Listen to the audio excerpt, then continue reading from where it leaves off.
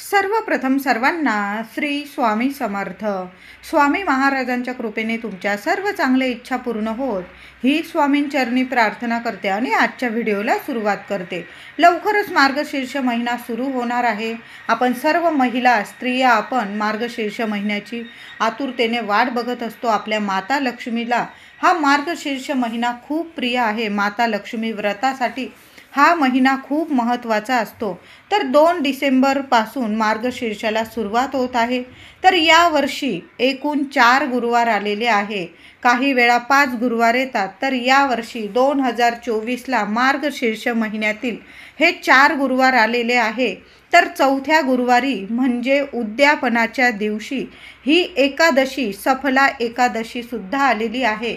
तर उद्यापन कसे करावे, साध्या सोप्या पद्धतीने पूजा मांडणी कशी करावी, उद्यापन कसे करावे, त्याचबरोबर मार्गशीर्ष महिन्यात आणि गुरुवारी खास करून कोणते साधे सोपे नियम आपल्याला पाळायचे आहे, संपूर्ण माहिती आजच्या व्हिडिओमधून जाणून घेणार आहोत. व्हिडिओ शेवटपर्यंत बघा, कुठंही स्किप करू नका. चॅनलवर नवीन असाल कृपया आपल्या चॅनलला नक्की सबस्क्राईब करा आणि कमेंटमध्ये जरूर लिहा जय माता लक्ष्मी, नाहीतर लिहा सर्वांनी श्री स्वामी समर्थ. तर मार्गशीर्ष महिना 2 डिसेंबर रोजी सुरू होत आहे आणि 5 डिसेंबरला पहिला मार्गशीर्ष महिन्यातील गुरुवार आलेला आहे. पहिला मार्गशीर्ष गुरुवार 5 डिसेंबरला, दुसरा मार्गशीर्ष गुरुवार 12 डिसेंबरला, तिसरा गुरुवार 19 डिसेंबरला आणि चौथा आणि शेवटचा गुरुवार हा 26 डिसेंबरला सफला एकादशी या दिवशी आलेली आहे. आपण सर्व महिला म्हणजे मार्गशीर्ष महिन्याच्या पहिल्या गुरुवारी आपल्या माता महालक्ष्मीच्या व्रताला सुरुवात करत असतो आणि मार्गशीर्ष महिन्याच्या शेवटच्या गुरुवारी म्हणजे अमावस्येच्या आधी जो गुरुवार येतो त्या दिवशी आपण उद्यापन करत असतो आपल्या महालक्ष्मी व्रताचं. आता बऱ्याच महिला स्वामी समर्थ महाराजांचे 11 गुरुवार करत असतील, तर तुम्ही जर कुठला उपवास करत असाल तर एक उपवास म्हणजे एकाच दिवशी 2 उपवास केलेले चालणार नाही. म्हणून तुम्हाला एकतर 11 गुरुवारचं व्रत करावं लागेल किंवा तुम्हाला महालक्ष्मी व्रत करावं लागेल. तर तुमचं जर खंड पडलेला असेल आधी मागच्या वर्षी किंवा त्याच्या आधी वर्षी तुम्हाला महालक्ष्मी व्रत करताना काही खंड पडला असेल आणि तुम्हाला या वर्षापासून पुन्हा मार्गशीर्ष महिन्याच्या गुरुवारला सुरुवात करायची असेल तर अतिशय सोन्यासारखे दिवस असतात हे. आपल्या महालक्ष्मी मातेच्या व्रतासाठी शुभ दिवस असतात हे. म्हणून तुम्ही पुन्हा महालक्ष्मी व्रत सुरू करू शकता. पण एक दिवसात 2 व्रत करू नये. म्हणून एकतर तुम्हाला महालक्ष्मी व्रत करावं लागेल किंवा तुम्ही स्वामींचे गुरुवार करत असाल तर ते करावं लागेल. म्हणजे आता तुम्हीच ठरवायचं आहे की तुम्हाला कोणते गुरुवार करायचे आहे. मग वाटलेस तुम्ही हे गुरुवार झाल्यानंतर महालक्ष्मीचे व्रत झाल्यानंतर तुम्ही तुमचे गुरुवार स्वामींचे गुरुवार सुरू करू शकता. पण तुम्ही जर आधीच सुरू केलेले असतील मग मात्र तुम्हाला महालक्ष्मी व्रताचे गुरुवार करता येणार नाही. मग तुम्ही साध्या भोळ्या मनाने आपल्या माता महालक्ष्मीला तुम्ही प्रार्थना करायची आहे. हे माता महालक्ष्मी, मी स्वामींचे गुरुवार करत आहे. स्वामी म्हणजेच आपली माय माऊली आहे. मी पुढच्या वर्षी तुझे मनोभावे तुझं व्रत करेल. महालक्ष्मी व्रताचे 4-5 जेवढे गुरुवार येईल पुढच्या वर्षापासून मी सुरू करेल अशी प्रार्थना करून घ्यायची आहे तुम्हाला. आणि तुम्हाला आपले हे गुरुवार जे तुम्ही स्वामींचे सुरू केलेले असतील किंवा श्री साईबाबांचे, गजानन महाराजांचे म्हणजे तुम्ही जे गुरुवार सुरू केलेले असतील, दत्तगुरू महाराजांचे, ते गुरुवार तुम्हाला पूर्ण करायचे आहे. आणि पुढच्या वर्षापासून आपल्याला महालक्ष्मी व्रताची पुन्हा तुम्हाला सुरुवात करायची आहे. पण एकाच दिवशी तुम्हाला 2 व्रत करता येणार नाही. फक्त एवढाच नियम आहे. तर महालक्ष्मी व्रत करताना काही नियमांचं पालनसुद्धा करायचं आहे. महिलांनो, आपल्या घरात जर मांसाहार होत असेल तर एवढा महिनाभर मांसाहार टाळायचा आहे. आता तुमच्या घरात खातच असतील तर मग गुरुवारी बुधवारी चांगलं आपलं किचन स्वच्छ करून ठेवायचं. कारण प्रत्येक गुरुवारी आपण माता महालक्ष्मीची पूजा करणार आहोत आपल्या घरात. तुम्ही जर बुधवारी खात असाल मांसाहार, तर रात्रीच्या रात्री आपलं किचन स्वच्छ करायचं आहे, धुवून चुवून स्वच्छ करायचं, संपूर्ण घरात गोमूत्र शिंपडून द्यायचं आहे, जेणेकरून आपल्याला दुसऱ्या दिवशी आपल्या घरात माता महालक्ष्मीची व्रताची पूजा मांडणी करायची आहे. आता काही महिला ऑफिसला जातात, तर तुम्ही सकाळी सुद्धा पूजा मांडणी करून घेतली आणि संध्याकाळी येऊन कहाणी आणि महात्म्य वाचलं तरी चालेल. किंवा तुम्ही सकाळी गेला घाईघाईत ऑफिसला निघून गेला आणि अगदी संध्याकाळी किंवा रात्री जरी पूजा मांडणी केली तरीही चालेल. महालक्ष्मी व्रत करताना सकाळ संध्याकाळ रात्री तुम्ही संपूर्ण दिवस करू शकतात, असा याचा नियम आहे.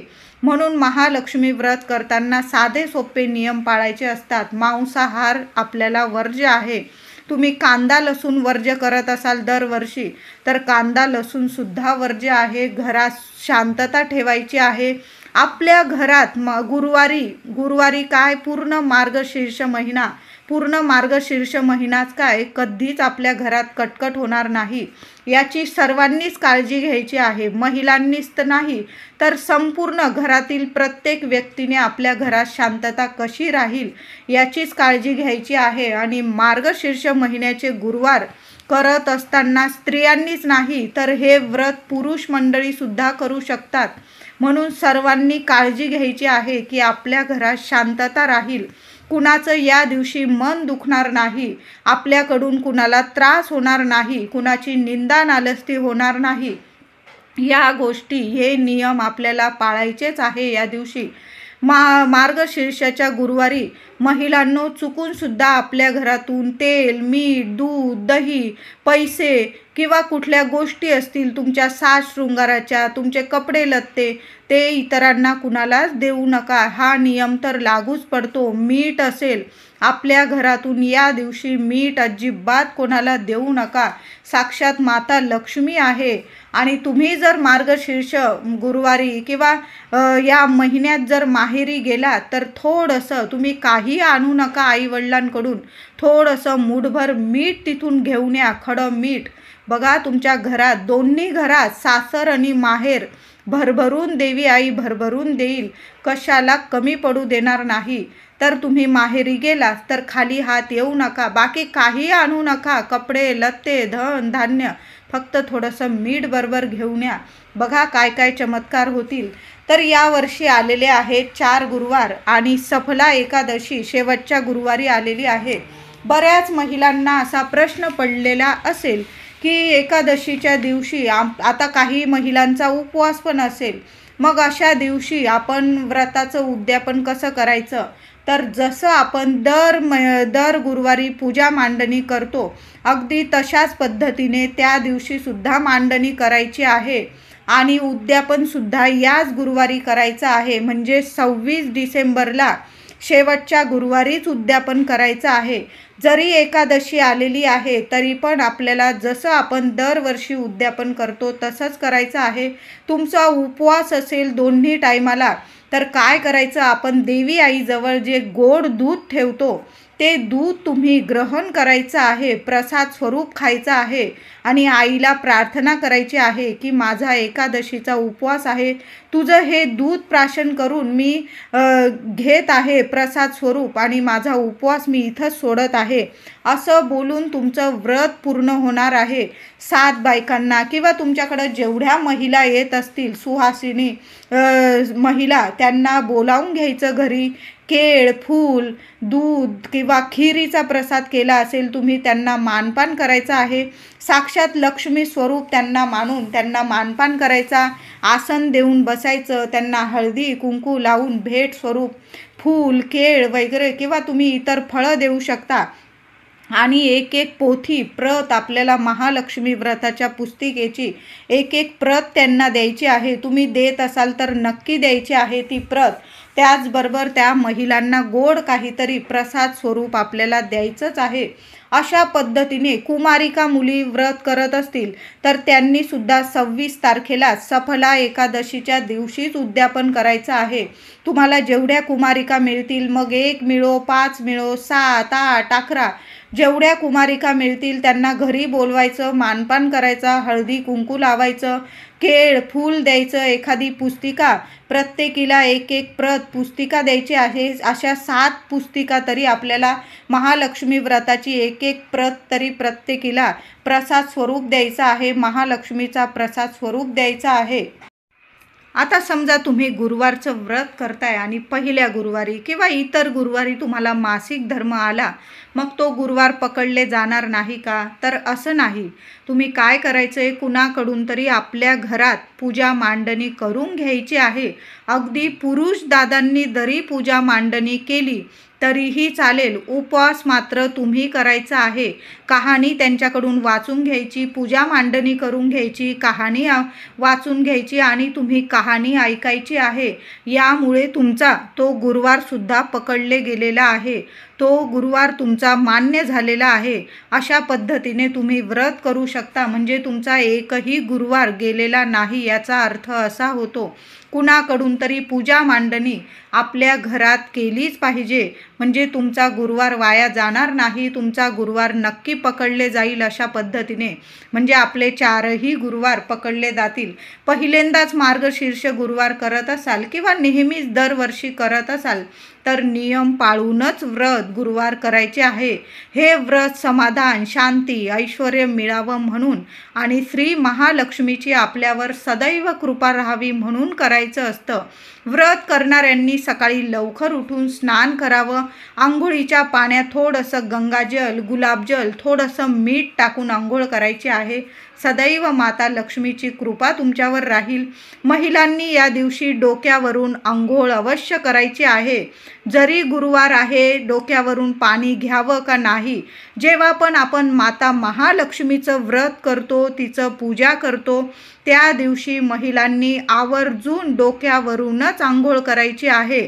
आठवणीने केस धुवायचे आहे. शरीराने मनाने निर्मळ पवित्र होऊनच पूजाविधी करायचा आहे, तेव्हाच आपली पूजा लागू पडते. जरी महिलांनो तुम्हाला विचार येत असेल, गुरुवार आहे डोक्यावरनं पाणी घेऊ का? तर घ्यायचंच आहे. डोक्यावरून पाणी घ्यायचं, तेव्हाच आपलं व्रत पूर्ण होणार आहे. या महिन्यात म्हणजे मार्गशीर्ष महिन्यात जसा श्रावण महिना पवित्र मानला जातो, तसाच मार्गशीर्ष महिना खूप पवित्र महिना मानला जातो. देवी लक्ष्मी पृथ्वीवर अवतरते अशी धार्मिक श्रद्धा आहे. असे म्हटले जाते की मार्गशीर्ष गुरुवारी देवी लक्ष्मी त्या घरात जाते जिथे स्वच्छता आहे, पवित्रता आहे, कुटुंबात आनंद आणि श्रद्धेने माता लक्ष्मीचे पूजन केले जाते. त्याच घरात माता लक्ष्मी अखंड वास करते. म्हणून या दिवशी महिलांनी आपलं घर स्वच्छ पवित्रच ठेवायचं आहे. मार्गशीर्ष महिना सुरू होण्याच्या आत महिलांनो आपलं घरदार स्वच्छ करा. काही अडगळ असेल तुमच्या घरातून तर काढून टाका. अगदी आपण दिवाळीला जसं माता महालक्ष्मीचं पूजन करतो, लक्ष्मी पूजन, आपण आपलं घर कसं स्वच्छ करतो, तसंच आपल्याला या मार्गशीर्ष महिन्याच्या आधीच आपलं घर स्वच्छ करायचं आहे. आणि खास करून गुरुवारच्या आदल्याच दिवशी जरी तुम्ही स्वच्छता करायला सुरुवात केली तर गुरुवारी आपलं घर इतकं पवित्र ठेवायचं आहे की माता लक्ष्मी धावत धावत आपल्या घरात आली पाहिजे. जी काही अडगळ असेल ती आधीच काढून फेकून द्यायची आहे आपल्या घरातून, म्हणजे माता लक्ष्मी सदैव आपल्यावर कृपा करेल. घरात गोमूत्र, गंगाजल, गुलाबजल मिक्स करून, थोडीशी हळद मिक्स करून संपूर्ण घरात हे पाणी शिंपडायचं आहे. दर गुरुवारी महिलांनो हे काम पहिले करा. आपलं आंघोळ वगैरे झाली, महिलांनी डोक्यावरनं पाणी घेतलं की थोडंसं पाणी घ्यायचं, त्यात गोमूत्र, गंगाजल, गुलाबजल आणि थोडीशी हळद टाकून संपूर्ण घरात दारात हे पाणी शिंपडून द्यायचं आहे.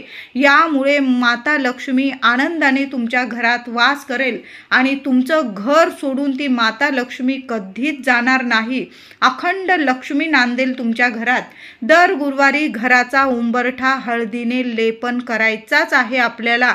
माता लक्ष्मीच्या स्वागतासाठी आपला उंबरठा, आपलं मुख्य दार सजवून ठेवायचं आहे. आंब्याची पानं असतील तर दर गुरुवारी आपल्या घराच्या मुख्य दाराला आंब्याच्या पानांचं आंब्याच्या डहाळीचं तोरण हे लागलंच पाहिजे. या छोट्या छोट्या गोष्टीतून माता लक्ष्मी इतकी प्रसन्न राहते ना की तुमची प्रत्येक इच्छा महिलांनो न मागता माता लक्ष्मी नक्कीच पूर्ण करेल. मुलाबाळांची प्रगती करेल. कधीच कुठल्याच कामात तुम्हाला अडथळा येणार नाही. सदैव आपल्या कुलदेवीची माता लक्ष्मीची आपल्यावर भरभरून कृपा राहील. आणि ज्या महिलेवर ज्या घरावर माता लक्ष्मीची कृपा त्या घराची भरभराटी झाल्याशिवाय राहत नाही. तुम्ही दररोज मुख्य दाराशी तेलाचा दिवा लावत असाल तर मार्गशीर्ष गुरुवारी प्रत्येक गुरुवारी हे 4 गुरुवार तरी गाईच्या तुपाचा दिवा मुख्य दाराशी लावायचा आहे. अगदी दोन्ही टाईम जमलं ना महिलांनो, तुम्ही जेव्हा पूजा करताय ना सकाळी करा संध्याकाळी करा, दोन्ही टाईमाला मार्गशीर्ष गुरुवारी प्रत्येक गुरुवारी मुख्य दाराशी गाईच्या तुपाचा एक तरी दिवा लावायचा आहे. अतिशय माता लक्ष्मी प्रसन्न होऊन घरात प्रवेश करते. दाराशी रांगोळी काढायची आहे. हळदी कुंकू वाहून उंबरठ्याची रांगोळीची आपल्याला पूजा करायची आहे. माता लक्ष्मीला आपल्या घरात येण्यासाठी अखंड वास करण्यासाठी मनापासून प्रार्थना करायची आहे. ज्या ठिकाणी पूजा मांडणी करायची आहे ती जागा सुद्धा मग तुम्ही देवघराच्या इथं सुद्धा तुम्ही पूजा मांडणी करू शकता किंवा तुम्ही हॉलमध्ये वगैरे करत असाल तिथं सुद्धा करू शकता. तर गोमूत्राने ती जागा स्वच्छ पुसून घ्यायची आहे. रांगोळी काढून घ्यायची आहे. त्यावर चौरंग किंवा पाट मांडून घ्यायचा आहे. लालच कपडा त्या पाटावर आपल्याला अंथरून घ्यायचा आहे. लालच स्वच्छ कपडा घ्यायचा आहे. त्यावर तांदळाची लहानशी रास करायची आहे. त्यावर पाणी भरलेला तांब्याचा कलश ठेवायचा आहे. कलशाला बाहेरून अष्टदिशांनी हळदी कुंकवाची बोटं लावून घ्यायची आहे किंवा स्वस्तिक काढून घ्यायचं आहे. कलशात आपल्याला दुर्वांशिवाय कलश पूर्ण होत नाही. मार्गशीर्ष महिन्याचा माता महालक्ष्मीचा जो कलश आपण स्थापन करतो तो तेव्हाच पूर्ण होतो जेव्हा आपण त्यात थोड्याशा दुर्वा ठेवत असतो. आपण 5 पानांची पत्री तर ठेवतोच, 5 प्रकारची पत्री, पण त्या पत्रीच्या आधी आपल्याला त्या कलशात ठेवायच्या आहे. त्या म्हणजे थोड्याशा दुर्वा. महिलांनो आवर्जून दुर्वा ठेवा, तेव्हाच आपलं महालक्ष्मी व्रत पूर्ण होतो. हा नियमच आहे. मार्गशीर्ष महिन्याच्या महालक्ष्मी व्रताचा नियमच आहे की ज्या महिला आपल्या कलशात दुर्वा ठेवतात तेच व्रत त्याच घरातील व्रत माता लक्ष्मी कबूल करत असते. म्हणून दुर्वा ठेवायला विसरू नका. स्वस्तिक काढायचं, त्यात दुर्वा पैसा सुपारी टाकून कलशावर 5 प्रकारची पत्री ठेवून नारळ कलशावर ठेवायचं. काही महिला काय करतात फक्त खाऊची पानं ठेवतात किंवा आंब्याची पानं. असं करू नका महिलांनो. 5 प्रकारची पत्री जर आपण ठेवली तर आपल्या घरात भरभराट होते. आपण जसं नवरात्रीत आपण घटस्थापना करतो 5 प्रकारची 7 प्रकारची आपण धान्य आपल्या घटात आपण पेरत असतो. बघा किती फुलतं फळतं आपलं घर. तसंच असतं मार्गशीर्ष महिन्याचा आपण जो कलश भरतो मार्गशीर्ष महिन्याच्या गुरुवारी माता महालक्ष्मीचा जो कलश स्थापन करतो त्यात जर महिलांनो तुम्ही 5 प्रकारची पत्री आणि दुर्वा जर ठेवल्या कलशात तर तुमच्या घरात भरभराटी येईल. कशाला कमी राहणार नाही. मुलाबाळांची भरभरून प्रगती होईल. तर कलशावर नारळ ठेवायचे आहे. 5 प्रकारची पत्री दुर्वा ठेवून नारळ कलशावर ठेवायचा आहे. असा छान कलश स्थापन करायचा आहे. कलशाला नारळाला दागिन्यांनी छान सजवायचा आहे. तुमच्याकडे जे दागिने असतील छान सजवायचा आहे. पाटावर देवी लक्ष्मीचा फोटो, श्रीयंत्र, तुमच्याकडं मूर्ती असेल ती छान ठेवायची आहे. तांदळाची रास करून ठेवायची आहे.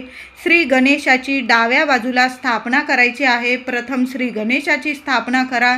तुमच्याकडं गणपतीची मूर्ती असेल तुम्ही त्या मूर्तीची स्थापना करू शकता किंवा 2 विड्याची पानं घेतली त्यावर पैसा सुपारी ठेवून तुम्ही बाप्पाची स्थापना केली तरीही चालेल. गूळ, खोबरं, दूध, साखर, 5 प्रकारची फळं किंवा 5 प्रकारची नसेल 1 प्रकारचं फळ तुम्ही नैवेद्यात जरूर ठेवायचं आहे. पण दूध, साखर आणि गूळ, खोबरं या नैवेद्याला खूप महत्त्व आहे महिलांनो.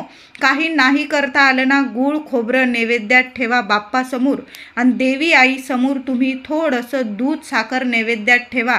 आणि जेव्हा पण आपण उपवास सोडतो तेव्हा ते दूध थोडंसं प्रसाद स्वरूप घ्यायचं आणि मग आपण उपवास सोडायचा आहे. खूप फलदायी ठरतं आपलं व्रत. हा नियमच आहे. पूजेला सुरुवात करताना प्रथम गणेश पूजा करून घ्यायची आणि श्री विष्णू भगवान विष्णूंचे आचमन करायचे. आधी संकल्प करून घ्यायचा, माता लक्ष्मीला मी ह्या वर्षी सहकुटुंब सहपरिवार तुझं व्रत करत आहे. मार्गशीर्ष महिन्याचं महालक्ष्मी व्रत सुरुवात करत आहे. मी एवढे व्रत करत आहे असा संकल्प करून घ्यायचा आहे. आणि शेवटच्या गुरुवारी मी छान उद्यापन करणार आहे असा साधा सोपा संकल्प करून हातात पाणी घेऊन ताम्हणात सोडायचं आहे. त्यानंतर गणपती बाप्पाचं पूजन करून भगवान विष्णूंचं आचमन करायचं आहे. ओम केशवाय नमः, ओम नारायणाय नमः, ओम माधवाय नमः असे बोलून आचमन करायचं आणि ओम गोविंदाय म्हणून हातावर पळीने पाणी तुम्हाला ताम्हणात सोडायचं आहे. अशा साध्या सोप्या पद्धतीने तुम्ही पूजा करायची आहे. नंतर गणपती बाप्पाला हळदी कुंकू वाहून माता लक्ष्मीच्या कलशाला, फोटोला, मूर्तीला, श्रीयंत्राला, श्री विष्णूंची मूर्ती मांडली असेल, फोटो मांडला असेल, सर्व ठिकाणी हळदी कुंकू अक्षता फुलं वाहून तुम्हाला अशी छान सादर संगीत पूजा करून घ्यायची आहे. नैवेद्य दाखवून घ्यायचा आहे.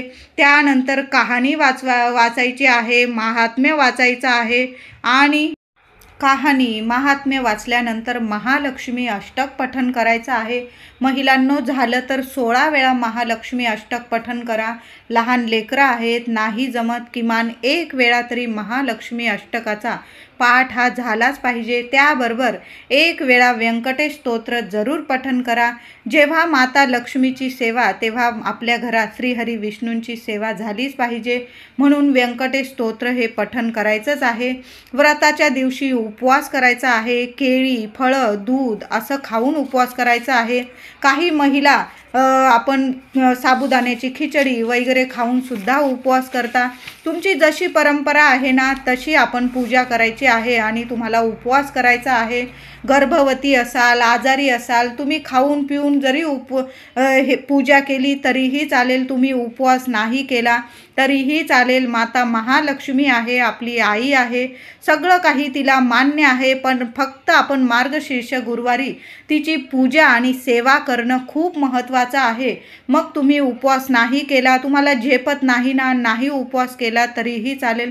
फक्त तुम्ही मनोभावे तिची सेवा करा आणि पूजा करण्याला खूप महत्त्व आहे. ही पूजा ब्राह्मणाशिवाय सुद्धा आपण स्वतःसुद्धा करू शकतो. अगदी साध्या सोप्या पद्धतीने आपण पूजा करायची असते.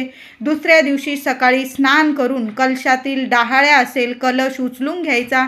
कलश उचलण्याच्या आधी देवी आईला तुपाचा दिवा लावून ओवाळून घ्यायचं, अगरबत्तीने ओवाळून घ्यायचं, हळदी कुंकू वाहून नमस्कार करून घ्यायचा. देवी आई, मी तुझं महालक्ष्मी व्रत गुरुवारचं व्रत केलं, पूजा मांडणी केली, काही चुकलं माकलं असेल क्षमा कर आणि माझा गुरुवार माझं व्रत कबूल करून घे अशी मनोभावे प्रार्थना करायची आणि कलश उचलून घ्यायचा आहे.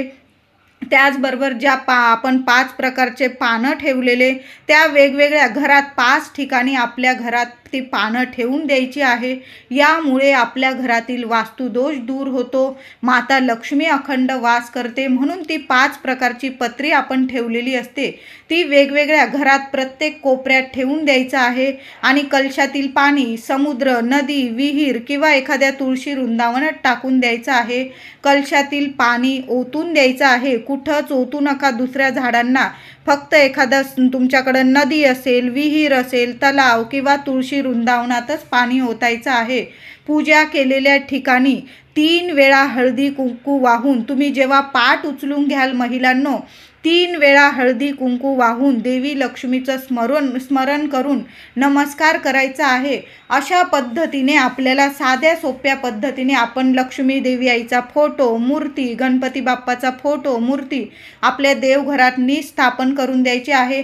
अशा साध्या सोप्या पद्धतीने आपण देवी आईची पूजा करून घ्यायची आणि दुसऱ्या दिवशी दिवशी आपण पूजासुद्धा अशा साध्या सोप्या पद्धतीने उचलून घ्यायची आहे। तर हे साधे सोपे नियम पाळून आपल्याला मार्गशीर्ष महालक्ष्मी व्रताचं व्रत करायचं आहे। उद्यापनसुद्धा आपल्याला एकादशीच्या दिवशी साध्या सोप्या पद्धतीने मी तुम्हाला सांगितलंच तुम्ही करायचं आहे। उद्यापन आपल्याला एकादशीच्या दिवशी शेवटच्या गुरुवारीच करायचं आहे। मार्गशीर्ष गुरुवारी आपण उपवास करतो। मग संध्याकाळी देवी आईला गोडाधोडाचा नैवेद्य दाखवायचा आहे। गाईला गोडाधोडाचा नैवेद्य खाऊ घालायचा आपल्या हाताने आणि संध्याकाळी देवी आईची आरती वगैरे करून सहकुटुंब सहपरिवार एकत्र येऊन भोजन करायचं आहे। आणि आपण महिलांनी, ज्या महिला उपवास करतात त्यांनी उपवास सोडायचा आहे, पण गाईला नैवेद्य खाऊ घालायचा आणि मगच उपवास सोडायचा आहे। गाय जराशी शोधा, तुम्हाला मिळून जाईल। आता गाय नाहीच मिळाली मग काय करायचं, तो नैवेद्य नीट सांभाळून ठेवा। तुम्ही फ्रीजमध्ये वगैरे ठेवून दिला गाईचा नैवेद्य काढून आणि दुसऱ्या दिवशी आंघोळ केल्यानंतर लगेच सकाळी शुक्रवारी गाय शोधून तो नैवेद्य आपल्या हाताने खाऊ घालायचा आहे। पण ताजा नैवेद्य खाऊ घातला तर अतिशय उत्तम। आता नाहीच मिळाला, तुम्हाला गाय नाही मिळाली तर मात्र मग तुम्ही शुक्रवारी सकाळी हा नैवेद्य खाऊ घालायचा आहे। अशा साध्या सोप्या पद्धतीने हे साधे सोपे नियम पाळून आपल्याला मार्गशीर्ष महिन्याचे महालक्ष्मी व्रत करायचे आहे। यावर्षी 4 गुरुवार आलेले आहे आणि 4थ्याच गुरुवारी सफला एकादशीलाच आपल्याला उद्यापन करायचं आहे। व्हिडिओ आवडला असेल लाईक करा, शेअर करा, चॅनलला कृपया सबस्क्राईब करा। धन्यवाद।